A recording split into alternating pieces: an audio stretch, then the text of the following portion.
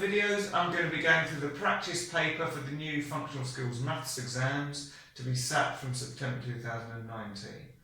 The paper I'm going to start with is the Level 1 paper, and this is the non-calculator section. Right, so I've got my question up here. We've got Jack is keeping a record of the number of steps he takes each day. And we've got the number of steps listed for Monday, Tuesday, Wednesday, Thursday and Friday. The question in part A is work out the range of the number of steps. Okay, so we should remember that the range can be calculated as the largest value minus the smallest value. Okay, so I could just have a look visually to see which is the largest number or the smallest. What I like to do is to list them all out in order, that way I can be sure that I haven't missed any. So let's start with 8,000, that one, and then 565. Then what looks next? We've got 9,788. We then have 12,482. 14,707. And finally 15,323. And they're all going up in value, which is what we want to see. So the largest value, that should be the one furthest on the right, which is our 15,323. And from that we're going to subtract the smallest, which is our 8,565. Note that I'm making sure that I line up my units, my tens, hundreds, thousands and tens of thousands. So we'll start with the units on the right as always. 3 take away 5 we can't do. So we're going to take a 10 from here. So the 2 reduces to a 1. And instead of 3 we've now got 13. So 13 take away 5 gives us 8. 1 take away 6. Again, we can't do it, so we're going to reduce a 3 to a 2 and give the extra 1 over here. So we've now got 11, take away 6, which gives a 5. Again, 2 take away 5, we can't do it. So we're going to have to take 1 from the 5, reduce that to a 4, and give it over there. So we've now got 12 take away 5, which gives us 7. 4 take away 8, can't do that one either, so the 1 we're going to reduce to 0 and make that a 14. So 14 take away 8 gives us 6, and we've got nothing left in the tens of thousands column. So we have calculated our range as 6,758. Now the next part of the question, show a check of your answer. So, with this, all we can really do to check our answer is to start with the result, 6,758, and do a reverse calculation. So, we took away 8,565. Now, we're going to add it back on. So, 8 and 5 is 13, so 3 and carry the 1. 5 and 6 is 11, add the 1 is 12, so 2 and carry the 1. 7 and 5 is 12, and 1, 13. 3, carry the 1. 6 and 8 is 14, add the 1 is 15, so 5. We've got nowhere to carry the 1, so we can put it on here. So 15,323. This takes us back to the number we started with, so there's our check. So 2 marks for calculating the range and an extra mark for doing a check. And that's the end of question 1.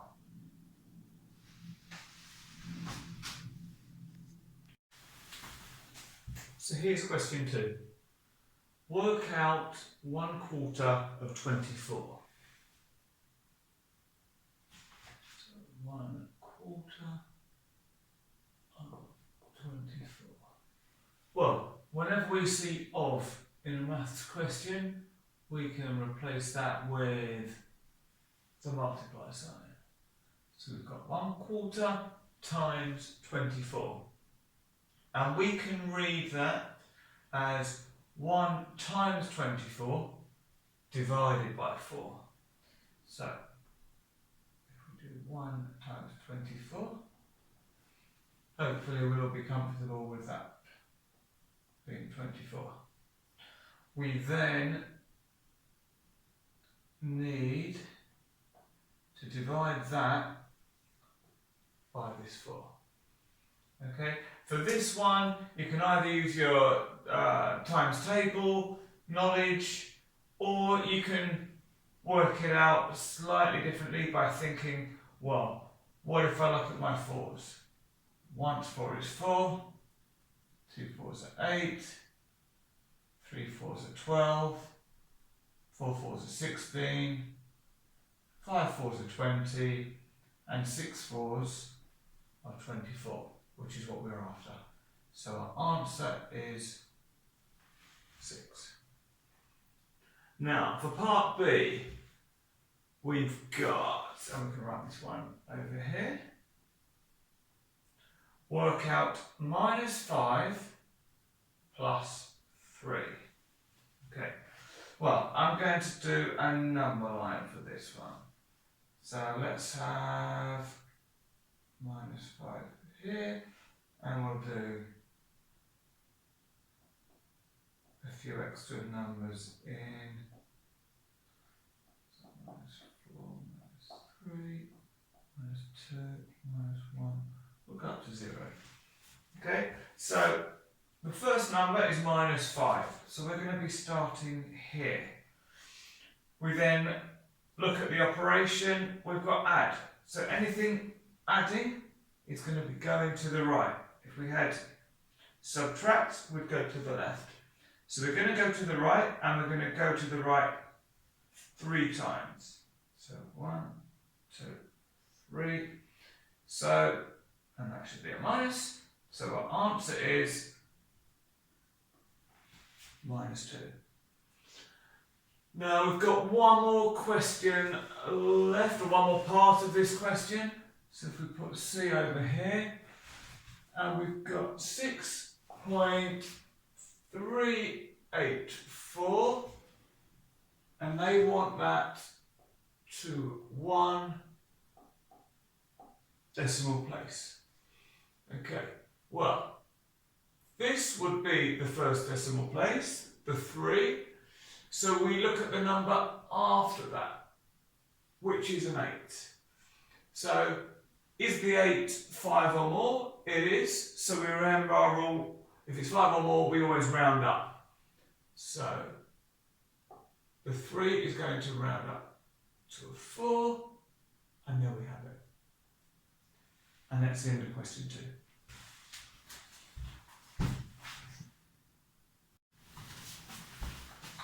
And now for question 3. Alan works at a warehouse in Runcorn. A furniture company needs deliveries from Runcorn to Liverpool, Runcorn to Nantwich. Alan needs to work out the total delivery charge for these deliveries. He uses this map. And we've got a little map here with 5 places marked on it, and underneath it tells us the scale is 1 centimetre on the map, is 10 kilometres on the ground. Okay, Alan uses these delivery charges, and then we've got the delivery charges which differ depending on the distance from Runcorn.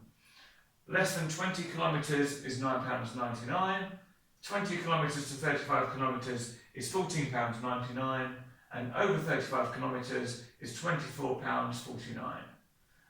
The question itself asks, work out the total delivery charge, show how you get your answer. Okay, so we've got our 2 deliveries, Runcorn to Liverpool and Runcorn to Nantwich. So the first thing I'm going to need to do is do some measuring. So I'm going to take my ruler here. My ruler's got measurements in millimetres, but also in centimetres, and because on here our scale is in centimetres, so I'm going to use that side of the ruler. And although it's Runcorn to Liverpool, it doesn't matter if we measure it from Liverpool to Runcorn, it'll be the same distance. So Liverpool to Runcorn, I make that about 2.5 centimetres. So let's do Runcorn to Liverpool. 2.5 centimetres. And so while we're at it, let's measure Runcorn to Nantwich. So I want the first line of my ruler, so I don't want the very end of the ruler, the first line of my ruler on the cross for Runcorn, and the cross at Nantwich, I make that 3.8 centimetres. So Runcorn to Nantwich, 3.8 centimetres. Okay, so I've got those measurements in centimetres, but to work out the charges, I need to know what those are in kilometres. So this is where we're going to use our scale. So 1 centimetre on the map is 10 kilometres on the ground. So if we've got 2.5 centimetres, to turn that into kilometres, we're going to need to multiply that by 10, which is what's given us there.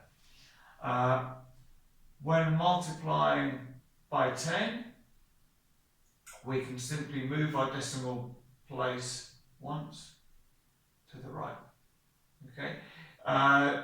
When we're multiplying or dividing by 10, we just move the decimal place either to the left or to the right.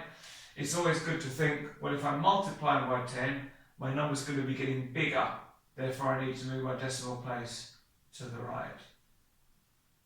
So that's going to give us 25 kilometres.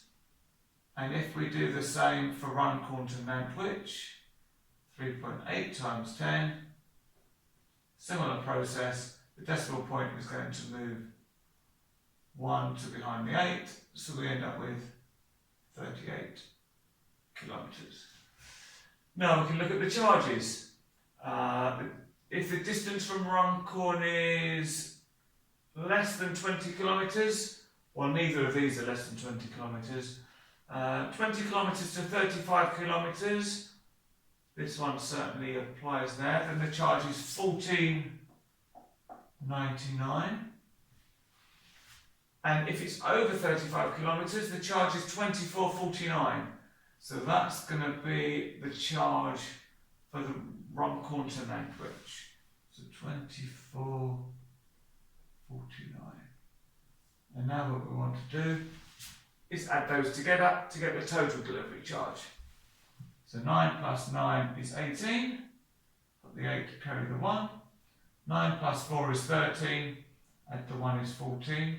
Carry the 1. And so long as I've lined this all up, I can put the decimal point in there as well. 4 plus 4 is 8. Plus the 1 is 9. 1 plus 2 is 3. Let's add our pound sign. And that is our total delivery charge.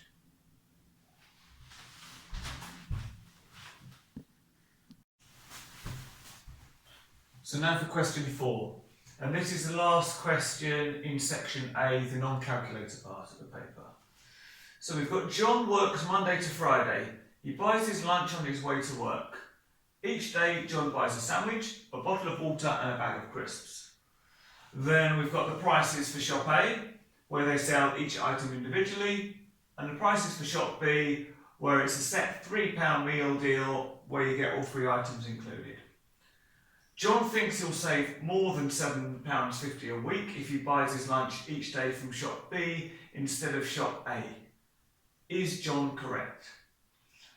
You must show your working. So what I'm going to do is I'm going to work out the cost of shop A, compare it to shop B. Now that will give us the difference for one day. We're going to then need to work that out for the whole week so we can compare it to the £7.50 and see if John is correct or not. So we've got £2.85 for the sandwich. The bottle of water 60p. Now I'm going to convert that into pounds. You could do this all as pence and then put the decimal point back in afterwards, but I'm going to do it this way. I find it just as easy. A bag of crisps is 85p. So again, we're going to make that £0.85. And we want to add these all together. So 5 plus 0 plus 5 gives us 10. So 0 and carry the 1. 8 plus 6 is 14. Add another 8 is 22. And the carried 1 gives us 23. Put a decimal point in and carry the 2. 2 plus 0 plus another 2 gives us £4.30.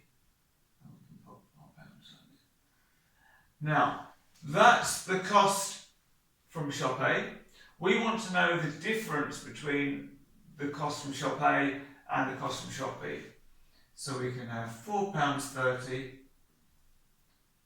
subtract. Now shop B, all three items cost £3.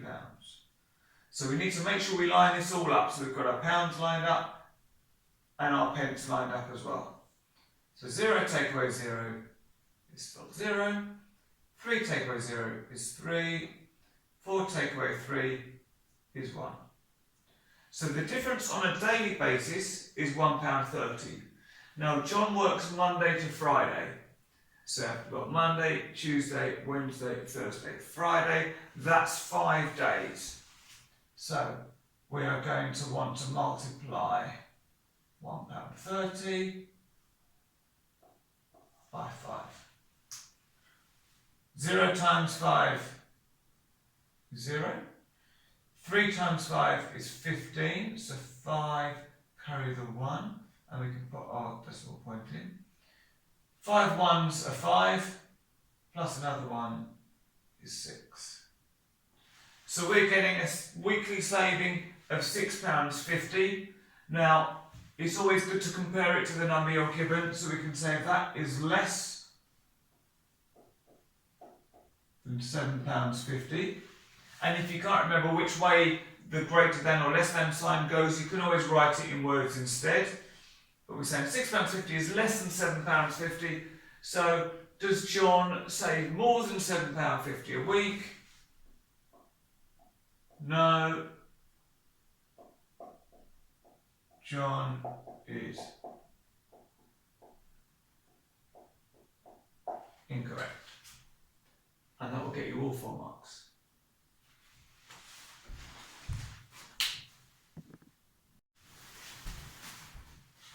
So now we move on to section B, the calculator part of the paper.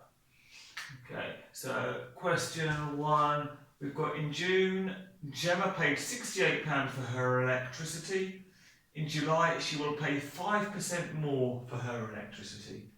Work out how much Gemma will pay for her electricity in July. Okay, so we've got a percentage increase question. Right, I'm going to show you 3 different ways of working this out, all of which are totally acceptable. So we've got £68. So we want 5% of that. Now, I know that 10% of that, well, we can just move our decimal place from here and here. So 10% is going to give us £6.80. We want 5%. So 5% is going to be half of that. So half of 0 is 0, half of 8 is 4, half of 6 is 3, £3.40. Now, that's the 5% more. We need to add that onto the original £68. So put the pence in for that, because that helps us to line this all up. So we have 0 plus 0, which is 0. 0 plus 4, which is 4. 8 and 3 is 11. Carry the 1. 6 and the 1 gives us £71.40. Okay. So method 2 is very similar. With the 5%, we can work it out using our calculator. So we can say, well, 5% would be 5 divided by 100, and then multiply that by 68, and that is still going to give us £3.40, and then we can add it to the £68, again using your calculator if you'd rather do it that way. For the third method, so let's just box that one off. For the third method, this is probably the quickest method, but you need to be comfortable with the process. So what we can say is, if she's paying 5% more, well, that's like saying it's 1, which is the original £68, and then an extra 0.5, which is the extra 5%. So we can do 1.05 times 68, and again you can type that into your calculator, and that's going to give you the answer straight away. So that's probably the quickest method, but you need to be comfortable with including the increase in with the original amount. If not, as a lot of people won't be, you can just work out the 5% separately, either with your calculator or manually, and then add it onto the £68. You're still going to get the same final price of £71.40.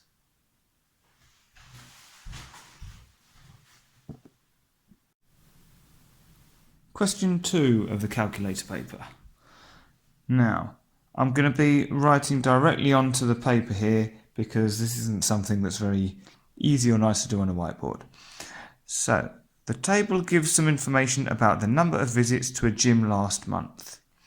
And here we've got a tally chart, and the question in part A says complete the frequency column. So to be able to do this, we need to understand that with a tally chart, whenever we see a group of dashes like this, what it's telling us is 4 vertical lines and 1 diagonal means 5. So for 1 to 5 visits, we've got 5 and another 5, which makes 10. So now counting in 5s again, we've got 5, 10, 15, 20, 25, 30, 35, 40, now 41, 42, 43. For 11 to 15, we've got 5, 10, 15, 20, 21, 22. And for more than 15, we've got 5, 10, and one more makes 11. So that gets me my first mark. Now, in part B, it says on the grid, draw a suitable graph for this information. Okay, so we need to fill in our labels on our 2 axes, the actual values on here, and then we're going to need to draw the graph in the middle as well.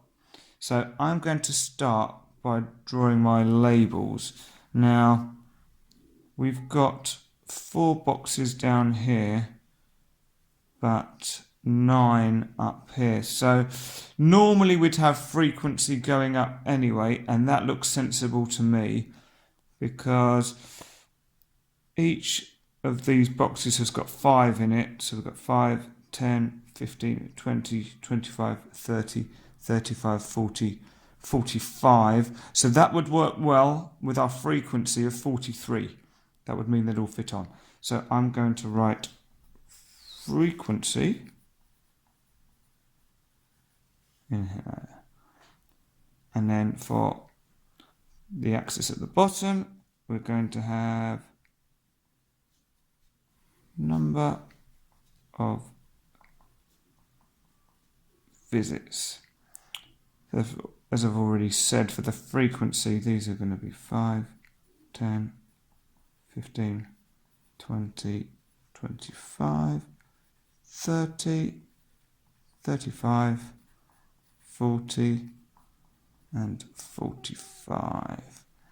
And so at the bottom, it's going to be these headings here.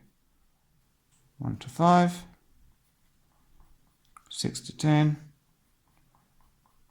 11 to 15, and more than 15, I'm going to write it as greater than 15.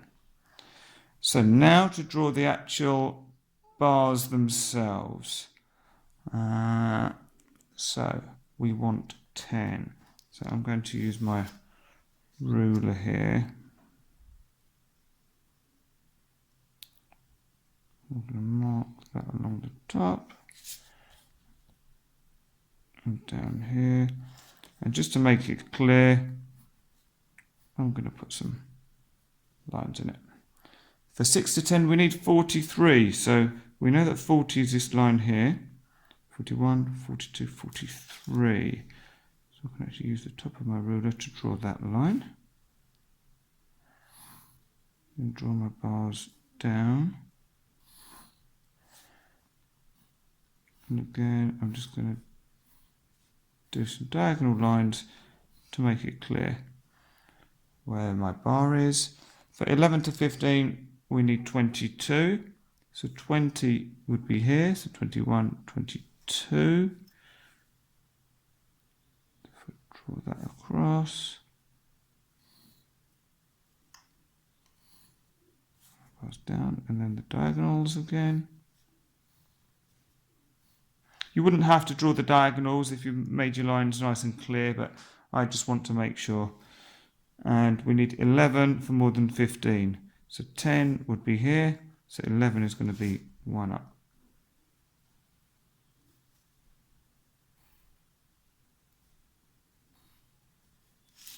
And my diagonal lines. And I think that looks pretty good. And on to question 3 of the calculator paper. Alfie sells flooring for playgrounds. He has this diagram of a playground. We've got the picture for us. The playground is rectangular 9 metres by 15 metres. The lawn is rectangular 3 metres by 4 metres. Alfie will put flooring on all the space inside the playground, but not, I'm going to underline that, not on the lawn.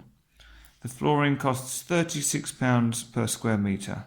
And they're asking, work out the total cost of the flooring. Okay, so this looks like an area question. And we should remember that the formula for area is length times width. Okay, so we want all of this area, but we don't want the lawn. So what I'm going to do is work out the area of the large rectangle and then take away the area of the lawn. Okay, so I'll start with the lawn just because it's probably a quicker, easier one to work out. So lawn area is going to be 4 times 3, which gives us 12, and that's going to be meters squared because it's area. Okay, now we want playground area. So this is going to be 15 times 9. Now you can do this with the calculator, but I'm going to do it manually. So 5 times 9 is 45. 5 and carry the 4. 1 times 9 is 9. Add the 4 is 13. So 135. And again, that's going to be meters squared. Now we want to take it away, so we can say flooring needed is 135. Take away 12. So 5. Take away 2 is 3. 3 take away 1 is 2. 1 take away nothing is still 1. So we need 123 metres squared. Now it costs £36 per square metre. We've got 123 of them. So we'll work this out. Again, normally I'd probably use a calculator for this, but we don't have to. We can do this. So 3 times 6 is 18. 8 and carry the 1. And 3 times 3 is 9, and the 1 is 10. So put a 0, because we know onto the 10s. So 2 times 6 is 12. 2 carry the 1. 2 times 3 is 6, and the 1 is 7. And now we're going to put 2 zeros, because we're onto the hundreds. 1 times 6 is 6.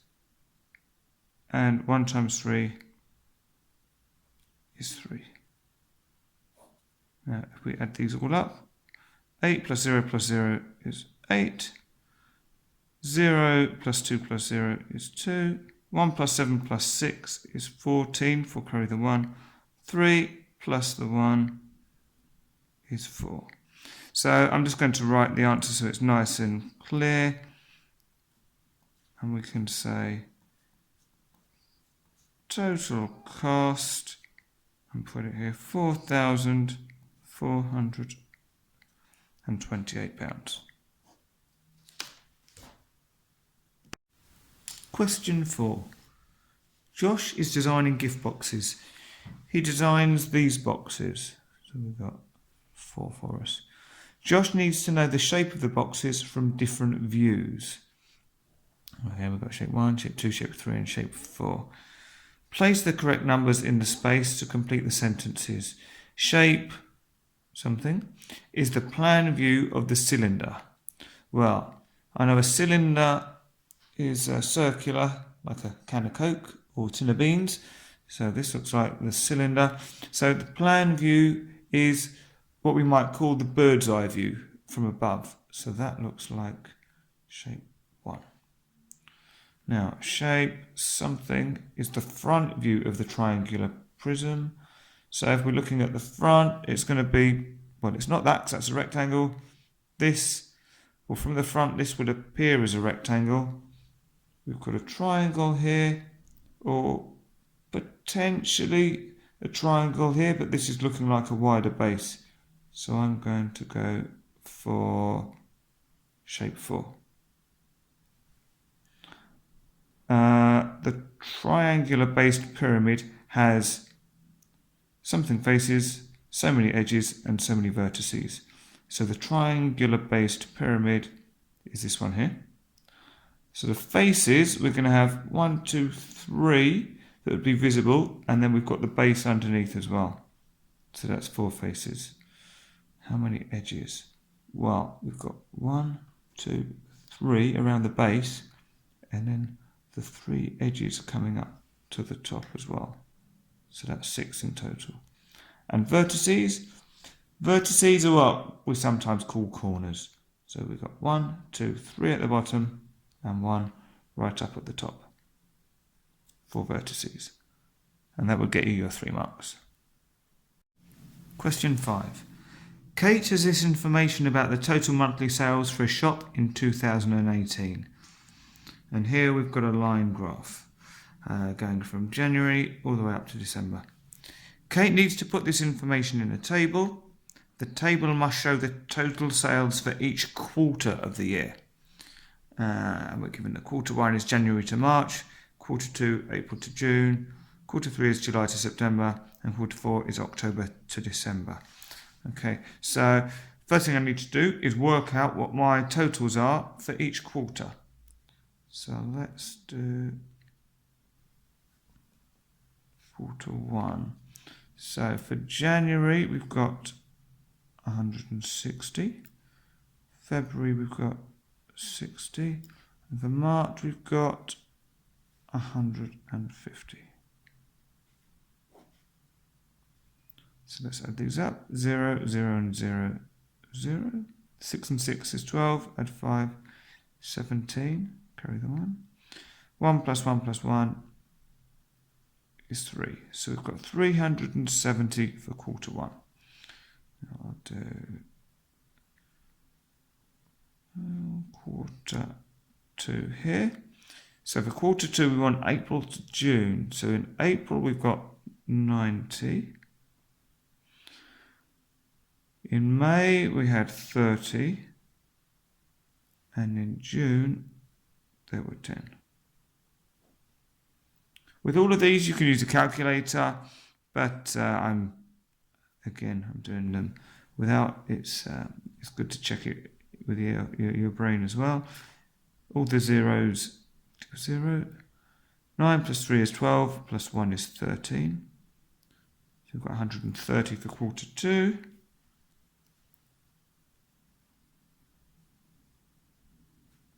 For quarter 3, there were July 40 sales, August 50 sales, and September we had 140.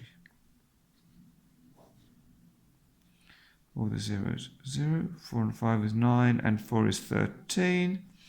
1 and the carried 1 gives us 2. And finally, for quarter 4, we need the last 3 months. So October, we've got 70.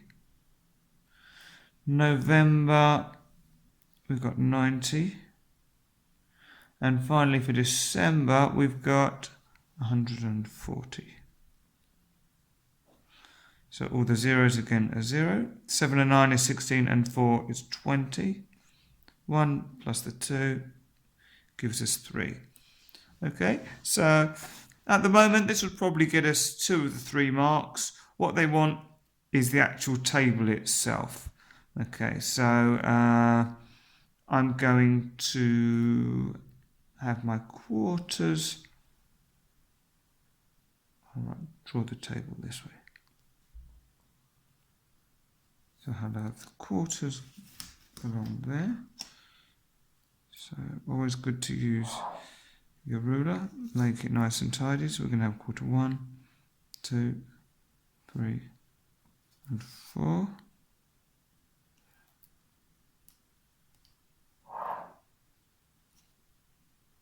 Another line underneath. And we can split this up.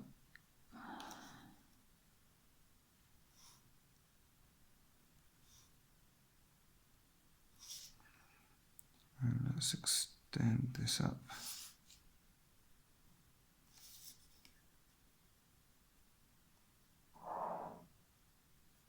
So we've got quarter, and down here we can have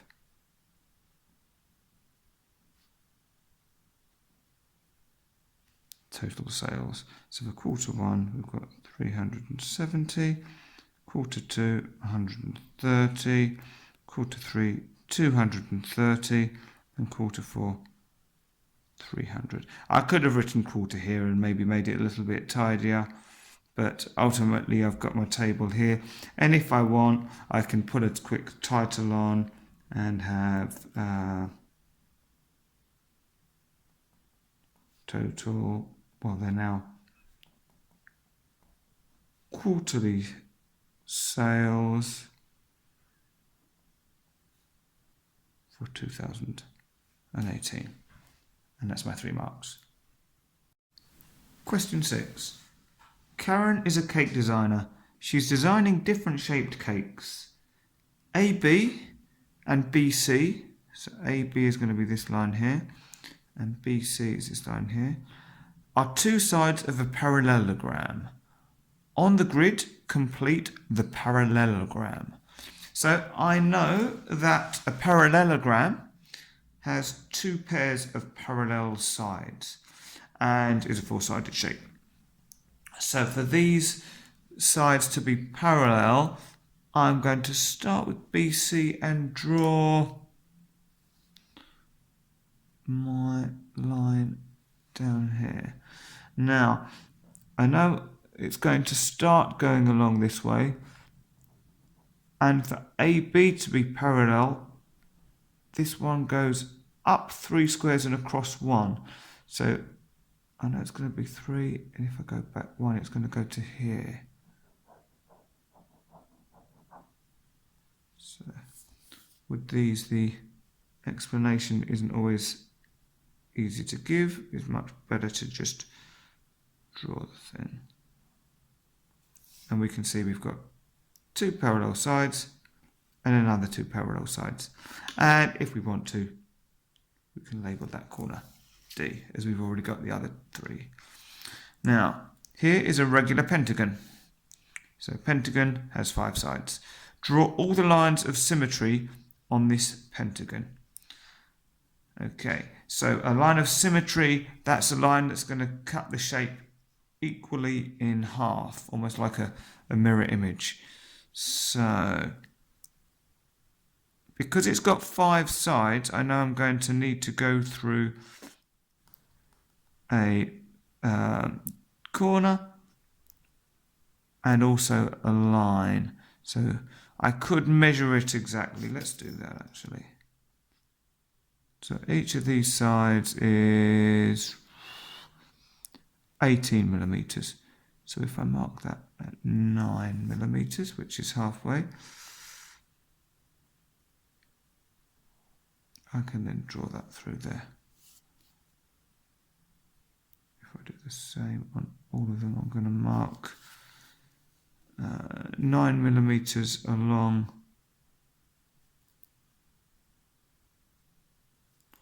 on each of my sides. That's going to be there.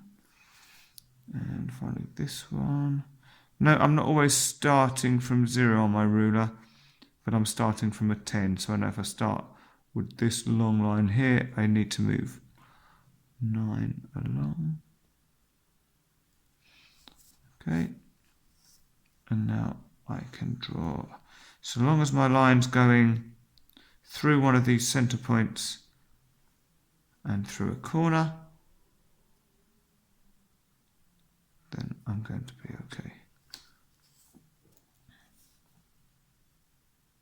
And obviously it's good to be as accurate as possible, but if you do go slightly out, it's not going to be the end of the world. So I've got 5 lines of symmetry, and they almost will go through the center point, but I'm comfortable with that. Now here is a regular hexagon. What type of angle is angle X? Tick the correct answer. Well, I know it's not a right angle, because a right angle is a 90-degree angle, sort of something like that. Use my ruler. Something like that. It's not that. So instead of ticking, I'm going to cross that one out. I know it's not that one. Acute angle.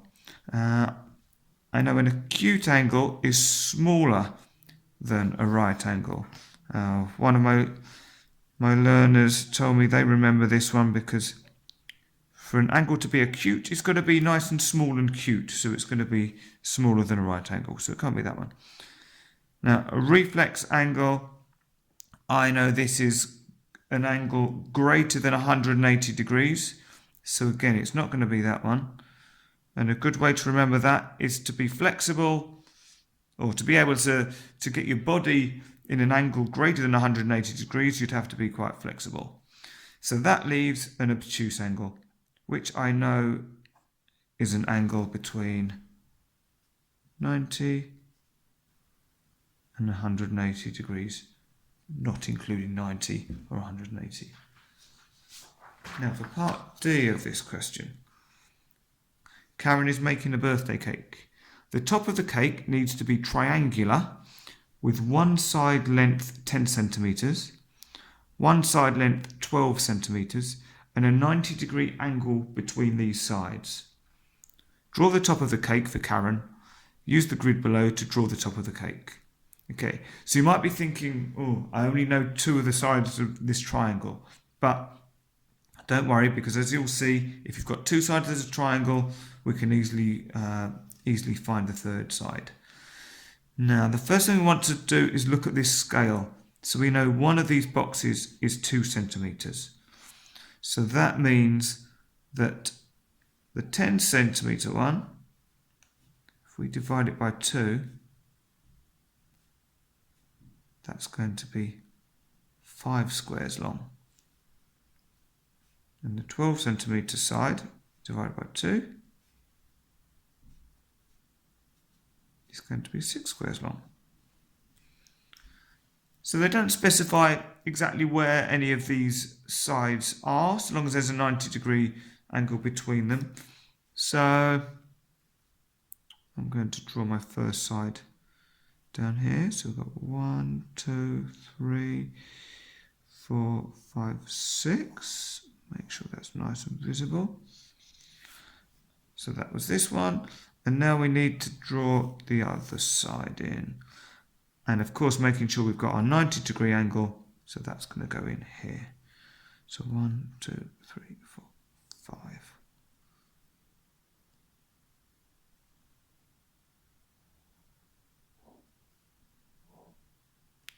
Right. Now it is triangular, so we need to draw in the last line. Okay. They haven't asked us for the length of this line, but if they did, we could measure it in centimetres or millimetres and then convert it using the scale 2 centimetres to 1 square. But as it is, all they want is to draw this triangle. Question 7, and we're back with the whiteboard because I think this one's easy to do up here. Daniel has 3 test results. I've written the results up for us so we can see them. So public services 46%, maths 14 over 25, English 13 over 20, and art and design 6 over 10. His tutor wants to compare these results. List the subjects in order from his best result to his worst result. Show why you think this. Okay, so normally I'd like to do this in my head, even if it's a calculator paper, but with this one, there's no point in making life more difficult for us than we need to. So I'm going to use my calculator. We've got fractions and a percentage. I'm going to turn everything into decimals. So for the 46%, we can do 46 divided by 100.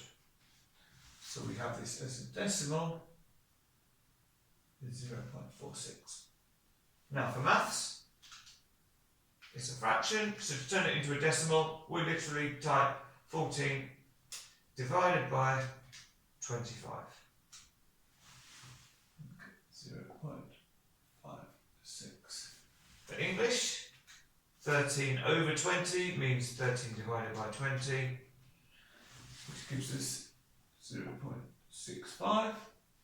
And for art and design, 6 divided by 10 gives us 0.6. Okay, so now we've got our numbers, don't need the calculator anymore. So to make it clear, I'm going to put best, worst. So the best is going to be the highest. So the biggest of these is going to be the 0.65. Because we've got 6 tens and then 5 hundredths. Next comes art and design 0.6. Then we have maths with 0.56 and public services with 0.46. We don't have to put a 0 here, but I'm going to put it in because it makes it easier to compare the numbers and just make sure we've got them listed the right way. Now it actually says list the subjects in order. So it doesn't just want the results, it wants the subjects. So separately I'm going to write English,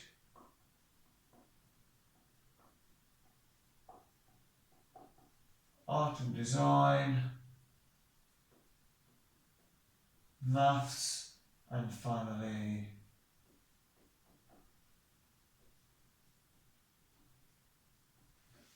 public services.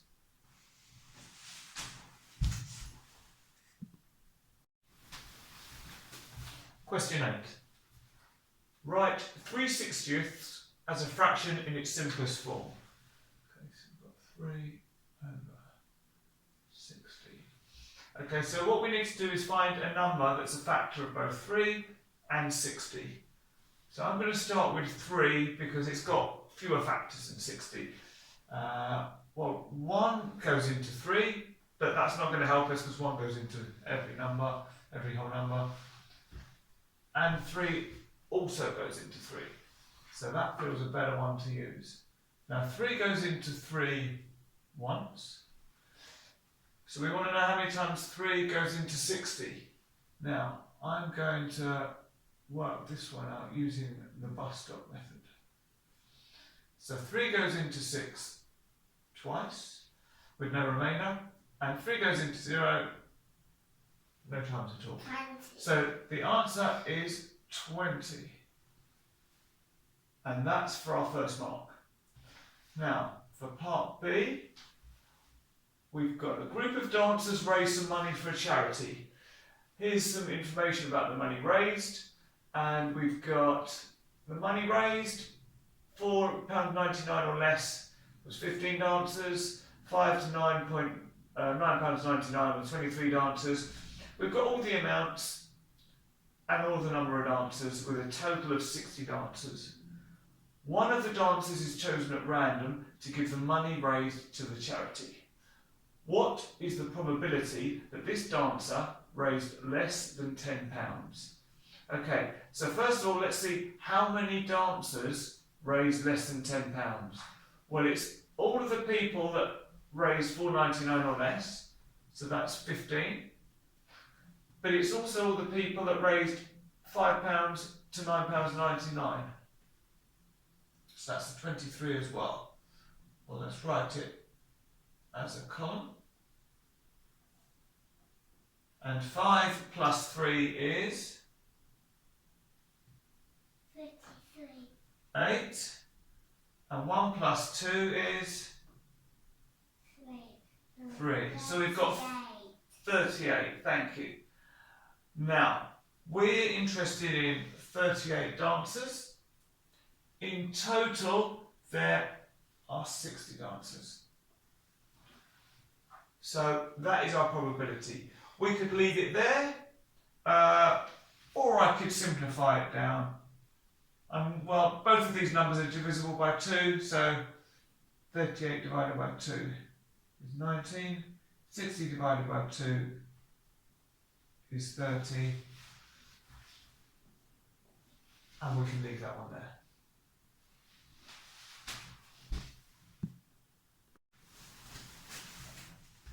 Question 9. Joanne is buying a pair of shoes in Europe. The length of her foot is 27.5 centimetres. Joanne uses these rules to work out her European shoe size. So we've got a formula that takes us from length in centimetres to length in inches. Then we've got another formula that takes the length of a foot in inches and changes that into a European shoe size.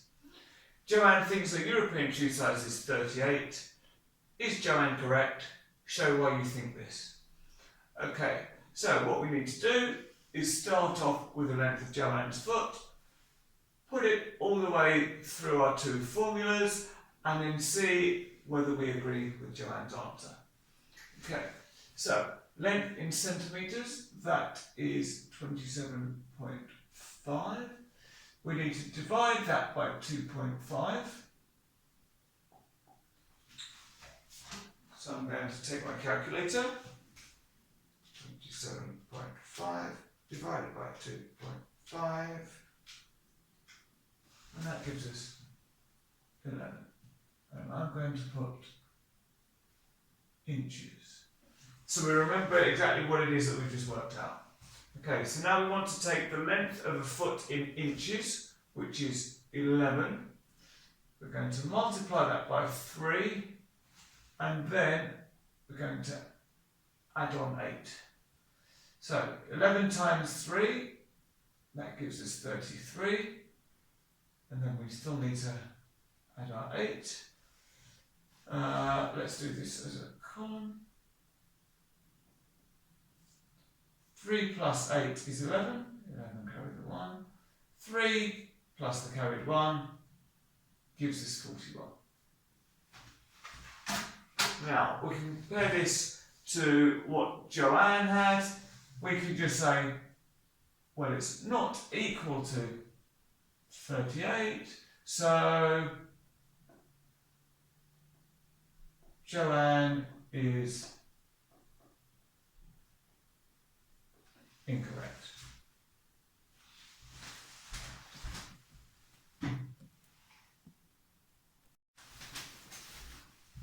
Question 10. And as always, I've got my question up here so I can read it. Hopefully you've got your paper in front of you. Sarah has a snack at work each day. She has this information about the snacks she had last week. So we've got the days Monday through to Friday, the snack that she had, and how many calories there were in each of those snacks. Sarah thinks the mean number of calories in these snacks is more than 200. Is she correct? So, best way, let's work out the mean and then compare it to 200. So, to work out the mean,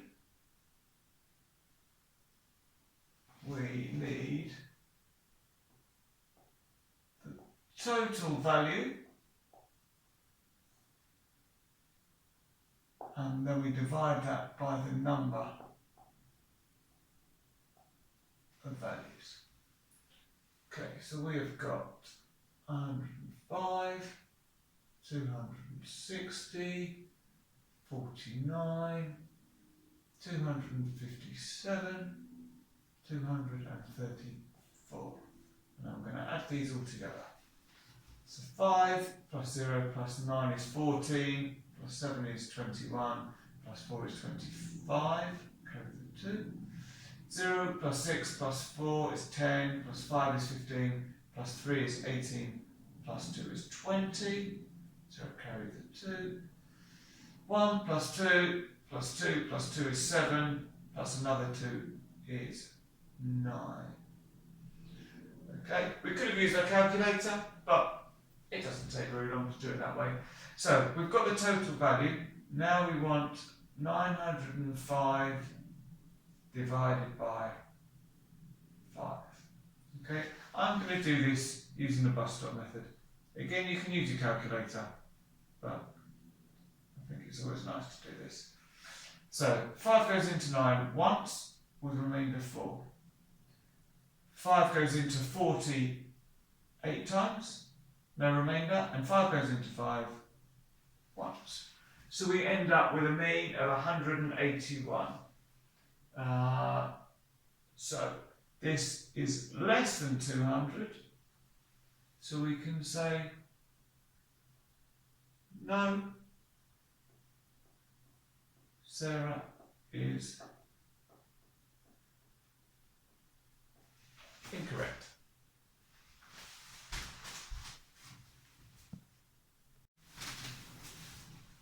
Question 11 and the last question in this paper. Ali is preparing for a race. He runs laps around the football pitch to prepare for the race. The length of each lap is the total distance along the 4 edges of the pitch. And I've drawn their picture up here for us. Ali needs to run at least 10 kilometres. What is the minimum number of complete laps Ali should run? Okay, so this feels like a perimeter question because we're looking at the distance around the pitch. Before I work out the perimeter though, what's interesting is I want to know how far Ali's got to run in total. We know that it's 10 kilometres, but our perimeter's in metres at the moment. So I want to convert this into metres so that we're dealing with like and like. I know that 1 kilometre is 1,000 metres. So 10 kilometres, basically we multiply this by 10, we're going to put an extra 0 on the end. So that's going to become 10,000 litres. Okay. Now, if we move on to the perimeter, if I know that this length is 90 metres, then this length is also 90 metres. And if this distance is 75 metres, so is this one. So for the perimeter, we want the total distance round the outside of the pitch. So we can say perimeter is, so it's going to be 90 up there, plus another 90, plus 75, and plus another 75. And I'm going to use my calculator today. 90 plus 90 plus 75 plus 75 gives us 330 metres. Okay. We want to know the number of complete laps Ali needs to run to reach 10 kilometres or 10,000 metres. So really we're saying how many 330s go into 10,000? So we're going to say 10,000 divided by 330. Now if I type this into my calculator, we get 30.33. Now at this point, it's very easy to just round it and take 30 as your answer. But if we put 30 times 330 metres in our calculator, we get 9,900 metres. That's not going to be enough. So we need to round it up to the next whole number. So it's going to be 31 laps that Ali needs to run. Now on this question, on the next page, it asks for a check, for an extra mark. So what we can do for the check is to take our 31, our answer, multiply it by 330,